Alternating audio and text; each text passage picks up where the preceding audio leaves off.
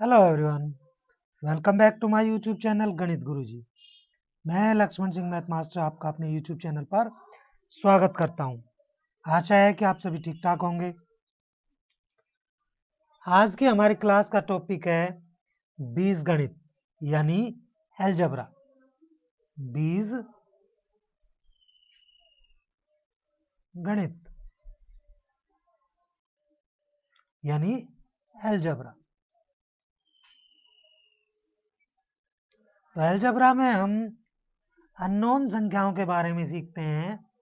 Algebra क्या होता है, जिसमें हम अज्ञात राशियों के बारे में सीखते हैं। जैसे रेखा गणित में हम रेखा के बारे में सीखते हैं, ज्योमेट्री में हम शेप्स के बारे में जानते हैं, अंकगणित में हम संख्याओं का अध्ययन करते हैं। तो बीज गणित में हम अज्ञात यानी बीजीय अज्ञात राशियों के बारे में जानते हैं। अननोन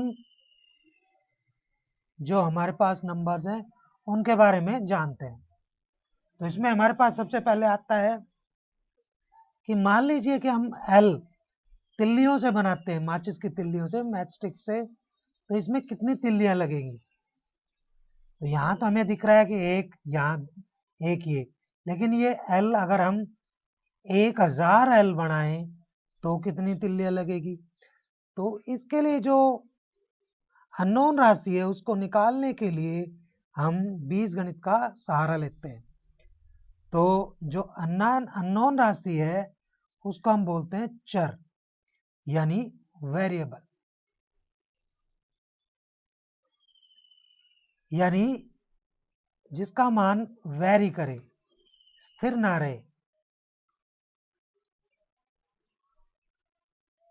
यानी इसका मान घट बढ़ सकता है। तो चर राशि को हम ए से लेकर जेड तक, ए बी और जेड तक किसी से भी हम डिनोट कर सकते हैं, यानी इससे दिखा सकते हैं।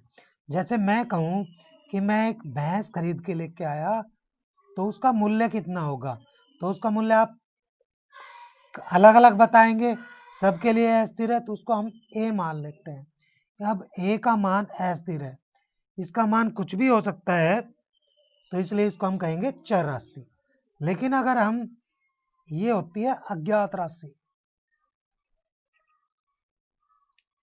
लेकिन अगर मैं कहूं कि भाई मैं 2000 रुपए में पैंट शर्ट लेके आया, तो 2000 रुपए सबको पता है, तो इसका मतलब इसको हम कहते हैं अचर राशि यानी कांस्टेंट। इसको बोलते हैं हम कांस्टेंट। इसका मान स्थिर है, 2000 का मतलब 2000 काउंट कर सकते हैं हम। तो इन्हीं पर बेस्ड आज हम कुछ क्वेश्चन करेंगे। तो चलिए शुरू करते हैं। तिल्लियों से प्रतिरूप बनाने के लिए आवश्यक तिल्लियों की संख्या के लिए नियम बताइए और एक चर का प्रयोग कीजिए।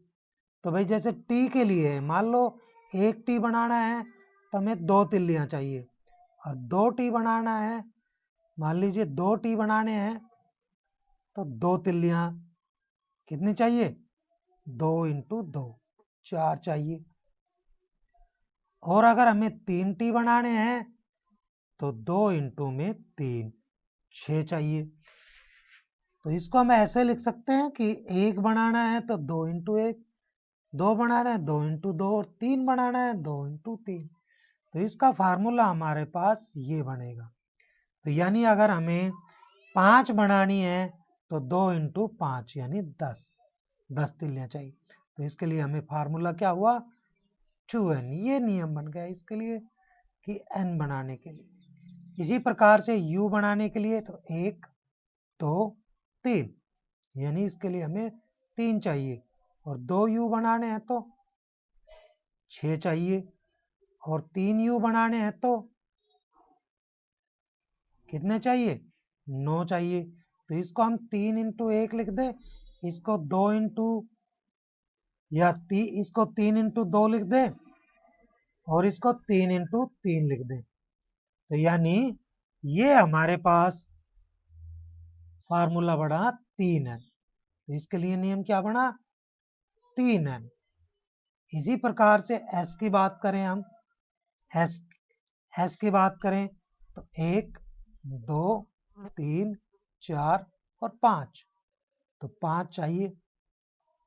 2s बनाने के लिए 5 और 5 इसमें 10 और 3 बनाने के लिए तो 15, तो इसका मतलब 5 into 1 और इसको हम 5 into 2 कर दें, इसको हम 5 into 3 कर दें, तो यानी फार्मूला क्या हुआ 5n। तो इस प्रकार से आप इनके लिए ट्राई कीजिए कि इनके लिए क्या नियम बनेगा। अब इसकी बात करें हम L के लिए, C के लिए और F के लिए प्रतिरूपों को आप पहले से जानते हैं, तो ऊपर प्रश्न के अनुसार कुछ नियम प्राप्त होता है जो L के लिए प्राप्त हुआ है। ये अक्सर कौन से हैं, तो L के लिए हमारे पास कितने बनते हैं, L के लिए 2 L के लिए 4, 3n के लिए 6, तो ये हमारे T के लिए प्रयोग हो रहा है और एक V के लिए होगा 1 2, तो इसका मतलब किसके लिए हुआ V के लिए, इस T और V के लिए L का प्रतिरूप होगा, क्योंकि इसमें भी 2 चाहिए और इसमें भी 2 चाहिए हमें। उसके बाद नेक्स्ट हमारा जो क्वेश्चन है, किसी परेड में कैंडिडेट्स मार्च कर रहे हैं। परेड यानी जैसे हम 26 जनवरी 15 अगस्त पर देखते हैं, तो उसमें एक उसी तरह स्कूल में या कहीं पर एक पंक्ति में 5 कैंडिडेट्स हैं और पंक्तियों की संख्या ज्ञात हो, तो कैंडिडेट्स प्राप्त करने के लिए क्या नियम होगा। तो मान लीजिए कि पंक्तियां हैं, कुल पंक्तियां कितनी हैं, उसको मान लेते हैं हम पंक्तियां n है, तो एक पंक्ति में कितने, एक पंक्ति में 5 कैंडिडेट्स, तो n पंक्तियों में कितने होंगे 5n, गुणा कर देंगे इसके साथ। जैसे हम 2 पंक्तियों की बात करें तो 5 गुणा 2 होगा, तो n पंक्तियों में 5 गुणा n यानी 5n, यानी 5 को हमने n से गुणा किया तो क्या आंसर आया इसका 5n। इसके बाद है एक पेटी में 50 आम है, तो आप पेटियों की संख्या के पदों में आमों की संख्या किस प्रकार लिखेंगे, तो माना पेटी, माना पेटियां, पेटियां मान लीजिए आपके पास है, इसने जैसे दे रखा है B, तो एक पेटी में आम कितने, एक पेटी में 50 आम, तो B पेटियों में कितने हो जाएंगे 50 गुणा में B यानी 50 B। इसी प्रकार से एक शिक्षक प्रत्येक विद्यार्थी को 5 पेंसिल देता है, तो विद्यार्थियों की संख्या ज्ञात होने पर आप कुल वांछित पेंसिलों की संख्या कैसे निकालेंगे। तो मान लीजिए कि आपके पास विद्यार्थी हैं कितने, कुल विद्यार्थी, वो कुल विद्यार्थी मान लीजिए कि आपके पास हैं कितने S, ठीक है। तो एक विद्यार्थी को कितने मिली पेंसिलें, एक विद्यार्थी को मिली 5, तो 5 S विद्यार्थियों को कितनी मिलेगी, S विद्यार्थियों को 5 गुणा में S यानी 5S गुणा कर दोगे। इसी प्रकार से हमारा 6th क्वेश्चन है कि एक चिड़िया 1 मिनट में 1 किलोमीटर उड़ती है, तो आप चिड़िया द्वारा तय की गई दूरी को मिनटों में उसके उड़ने के समय के पदों में व्यक्त कीजिए। तो मान लीजिए कि वो चिड़िया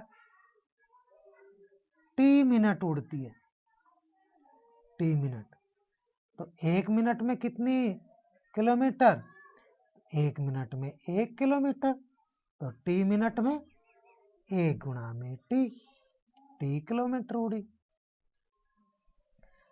राधा डॉट डॉट से एक रंगोली बना रही है, डॉट से बिंदुओं से, ठीक है। उसके पास एक पंक्ति में 8 बिंदु हैं, एक पंक्ति में 8 बिंदु हैं, 8 डॉट्स हैं, तो भाई 10 पंक्तियों में कितने होंगे, तो 10 पंक्तियों में कितने होंगे 10 गुणा में 8 80 बिंदु होंगे। और इसी प्रकार से वो पूछ रहा है कि आर पंक्तियों में कितने होंगे, तो आर पंक्तियों में आर गुणा में 10 यानी 10 आर। कितने बिंदु होंगे, 10 आर होंगे। तो आपको इसको गुणा करना है। उसके बाद नेक्स्ट है हमारे पास क्वेश्चन कि राधा की छोटी बहन लीला राधा की छोटी बहन है और लीला राधा से 4 वर्ष छोटी है। लीला छोटी है, लीला छोटी है, इसका मतलब राधा बड़ी है। ठीक है। क्या आप लीला की आयु राधा की आयु में व्यक्त कर सकते हैं? अगर राधा की आयु कितनी हो, तो राधा की आयु इसने दे रखी है, राधा की आयु x वर्ष। तो लीला की कितनी हो जाएगी, तो भाई लीला की देखिए, लीला इससे कितनी छोटी है, 4 वर्ष छोटी है। तो इसमें से 4 कम कर दीजिए। मान लो ये 15 होती राधा, तो इसमें से 4 कम कर देते हम, 11 वर्ष की होती। तो यहाँ कितनी हो गई, x घटा 4। माँ ने लड्डू बनाए, उन्होंने कुछ लड्डू मेहमानों को और परिवार के सदस्य को दे दिए, फिर भी 5 लड्डू बच गए। यदि माँ ने L लड्डू दे दिए तो कुल कितने लड्डू बनाए थे, तो भाई देखिए, लड्डू दिए माँ ने मेहमानों को और उनको जो खा लिए, लड्डू दिए कितने, 5। शेष लड्डू, तो शेष लड्डू कितने हैं, लड्डू हैं शेष, हाँ सॉरी, उसने लड्डू तो दिए, माँ ने लड्डू दिए थे L और शेष बचे हैं 5।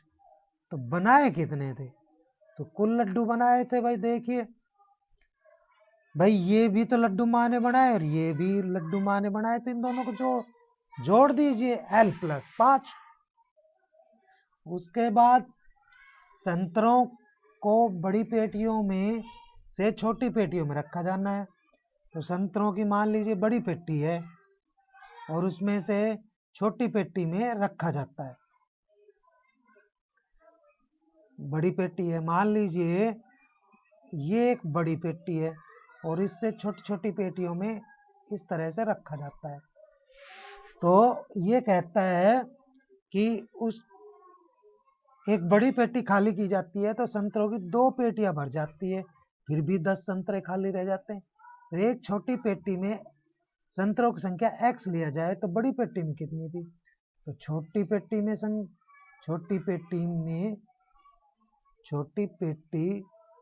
में संतरे, तो उसमें संतरे आप मान लीजिए x दे रहा है, तो बड़ी पेटी में क्या कह रहा है वो, 2 छोटी पेटियां रखी जाती है, तो 2 बड़ी पेटी छोटी पेटियों में 2x।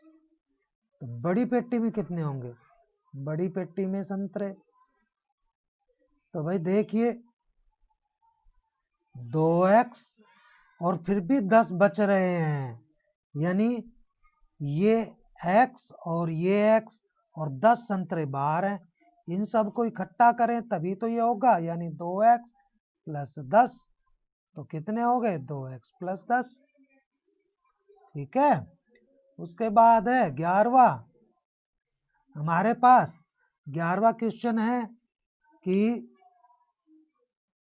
11वें क्वेश्चन में हमसे कह रहा है कि भाई आप इनकी तिल्लियों से बने हुए वर्गों के नीचे प्रतिरूप दिए गए हैं, इन वर्गों से आप, ये वर्ग अलग अलग नहीं है तो इनसे 2 संलग्न वर्ग हैं, यानी उभयनिष्ठ तिल्लियां हैं, ये उभयनिष्ठ है, जैसे ये दे रखी उभयनिष्ठ इस तरह से।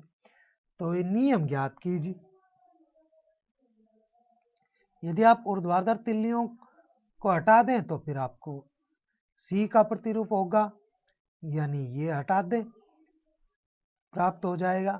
तो भाई आवश्यक तिल्लियों की संख्या बताइए, तो भाई इसमें देखिए कितनी है, 4, इसमें हमारे पास 4 और 3, देखो 4, 5, 6, 7, इसमें 7, इसमें 10 और इसमें हमारे पास 14 हो जाएगी।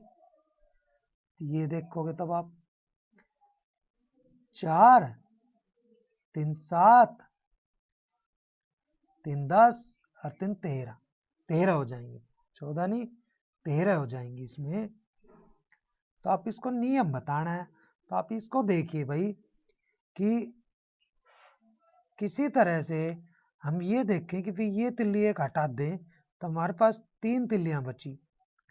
तो पहली संख्या में अगर पहला ले रहे हैं तो 3 गुणा 1 और उसमें 1 जोड़ दें तो 3 जमा 1 4 हो जाएगा। अब इसकी बात करें यानी दूसरा, तो ये 2 नंबर पे है तो 3 गुणा में 2 जमा 1 कर दें तो ये 6 जमा 1 7 हो जाएगा। तीसरे नंबर पे 3 गुणा 3 जमा 1 यानी ये 10 हो जाएगा। 3 गुणा 4 जमा 1 ये 13 हो जाएगा। तो इसको हम ये मान सकते हैं कि भाई 3n जमा 1, जैसे जैसे संख्या बढ़ रही है वैसे वैसे तिल्लियों की संख्या बढ़ रही है। तो इसको आप मान लीजिए कि n की जो वैल्यू है वो 1 2 3 4 कितने तक भी निकाल सकते हैं। इसकी बात करें हम तो भाई इस रूप को देखिए, इसमें 3, इसमें हमारे पास कितनी है 3 और 2 5, इसमें 3 और 3 6 और एक 7, इसमें 9। तो इस रूप को देखिए भाई 2 नहीं 3 5 7 और 9, तो 3 को आप 2 गुणा 1 जमा 1 लिखिए तो 3 हो जाएगा। ये 5 को आप लिखिए 2 गुणा 2 जमा 1, ये 5 हो जाएगा। इसी तरह इसको 3 गुणा 2 जमा 1 यानी फार्मूला क्या बना 2n जमा 1, n की वैल्यू 1 से लेकर आप कुछ भी रख सकते हैं। तो ये हमारे पास आज बीजीय व्यंजक की कुछ इंट्रोडक्शन था, उसके बेस पर हमने कुछ क्वेश्चन किए। बीजीय व्यंजक, ये बात ध्यान रखनी है कि जब हम गुणा करेंगे किसी संख्या को तो वो उसके साथ गुणा होकर ऐसे रख जाएगा, लेकिन जमा करेंगे तो इसको 3 जमा n ही रहेगा और घटा करेंगे तो 3 घटा n ही रहेगा। ये चीज ध्यान रखने की है इसमें। तो आशा है आपको ये क्वेश्चन समझ आ गए होंगे। मेरे वीडियो पर कोई नया है तो प्लीज मेरे चैनल को सब्सक्राइब कीजिए, लाइक कीजिए और शेयर कीजिए ताकि आपको नई नई अपडेट टाइम टाइम मिल सके। वीडियो के अंत तक बने रहने के लिए आप सभी का धन्यवाद। Thank you.